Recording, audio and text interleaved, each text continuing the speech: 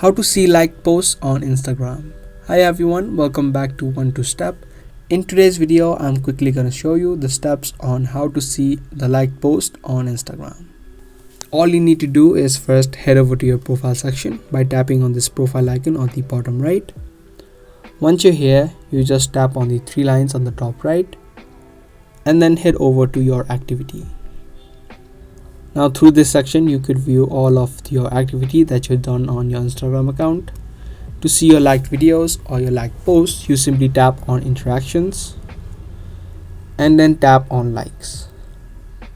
Once you do so, you'll be able to see all of the posts that you like, whether it be reels or normal posts. You can quickly open up any post, and then if you want to unlike it, you can also do that. Other than likes, you can also view your comment history, your story replies, and other things. So that was a quick video on how to see liked posts on your Instagram account. I hope this video helped you out. If it did, make sure to subscribe and also give this video a thumbs up. That's all for today. I'll see you in the next one.